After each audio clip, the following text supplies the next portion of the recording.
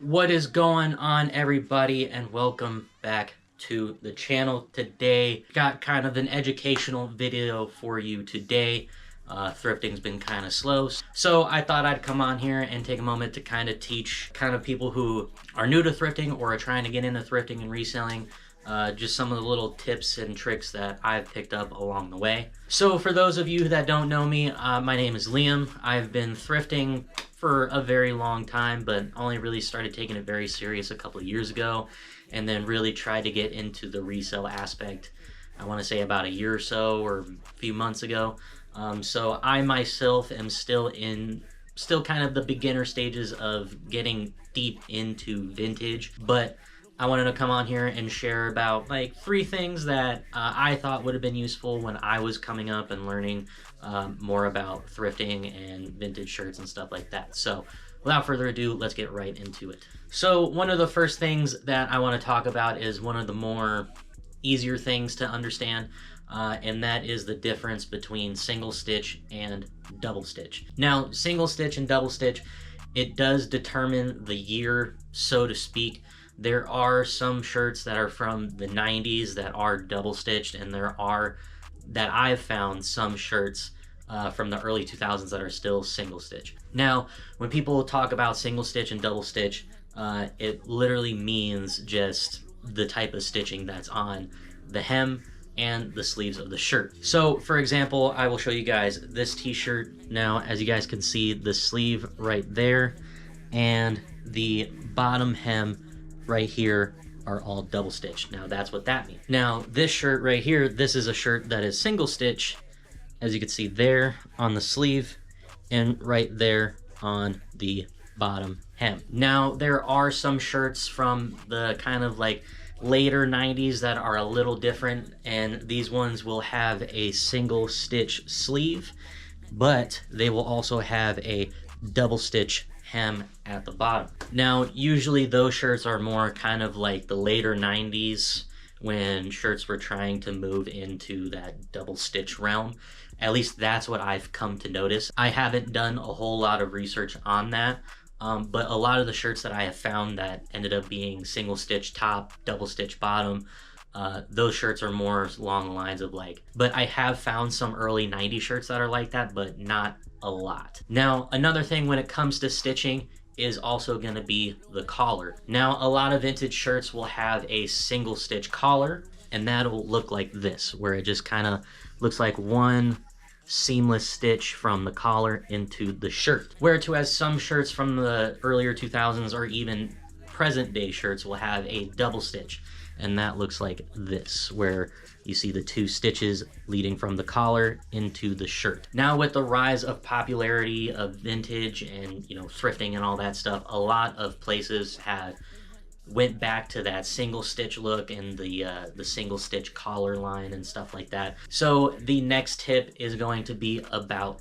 tags. Now, most shirts from the 90s or later, and even from the 2000s up till now, do have tags on it. Most shirts you see nowadays do have the screen print tag on the back, but there are different ways to tell which era a shirt is from depending on the tag. So now a lot of 90s tags will have a single loop tag, which is just this right here, but it is kind of just an enclosed single loop tag. Or most 90s tags will also just kind of be just a tag on its own, no loop, no nothing, just kind of, it's just kind of there. Then when you get to the shirts from the later 90s to earlier 2000s to present even, they will have a kind of double tag, where it's the brand of tag and then the size tag on the bottom. Okay, so now you've identified what kind of tag it is. Now, let's say you're unsure about the tag. Most tags from the 90s and later will be made in the USA, and they will have that described right there. It'll focus. It'll tell you made in the USA right there on the tag, and usually most 90s shirts or later are all 100% cotton. Then when you get into kind of the later 90s sometimes and the 2000s era of t-shirts, most will either say made in Mexico, made in Honduras, or it'll be something along the lines of made of US fabrics and then assembled in either Jamaica, Mexico, Honduras, El Salvador, etc., etc. Now, this last tip is kind of more along the lines of something you should look out for in general when it comes to thrifting, or even your own inventory for that matter. And that is the dreaded dry rot. Now, for those of you that don't know what dry rot is basically when a shirt hasn't been worn or washed ever and is pretty much dead stock.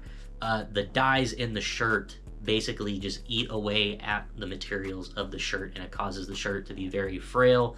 They rip easily, and just they're basically unwearable. Now, ways you can tell a shirt is dry rotted: the shirt will kind of have this very bright sheen to it. I've mostly seen dry rot on black tees, so it's a lot easier and obvious to tell because the t-shirt just looks super shiny and just you could just tell immediately. Some are a little harder to tell than others, so it's better to just kind of check for yourself when you go look. Now, a way that you can check to see if a shirt is dry rot is you want to take the sleeve and try to apply a little pressure to try to rip it and see if it rips. Some will rip a little bit and last you a little longer than others. Some will rip and they will just be completely unwearable. Now, if you find a shirt that you really like but it is dry rotted, you can go ahead and keep it.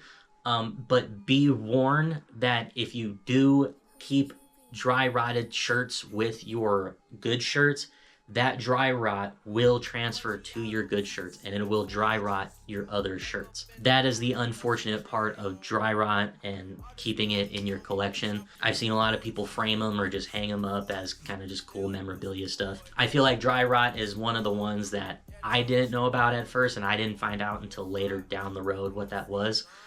So that's definitely one of the ones that you want to be the most on the lookout for. So that is going to be my 3 tips and tricks for vintage shirts. If there's anything I missed out, please let me know down in the comments. Like I said, I'm still learning myself. But nonetheless, if you like the video and you like the content, make sure you like this video, subscribe to the channel, and turn on the post notifications so that way you will never miss another video. And if you're into vlogs or anything like that, I do have a segment on my channel called Rag Files. This video will probably be in that section. But that is basically where I go thrifting, and you guys can come with me and just basically be on the journey with me while I go to swap meets or thrift stores or whatever. And if you're also in the market for buying, I also do sell. I am trying to do Whatnot. If you aren't familiar with Whatnot, Whatnot is a live auction app where you could sell pretty much anything and everything. I am trying to have a show sometime in April. So just be on the lookout for that. I will have the link to my Whatnot down in the description below if you are interested in bookmarking that show. All right, so enough yapping. Thank you guys again for watching.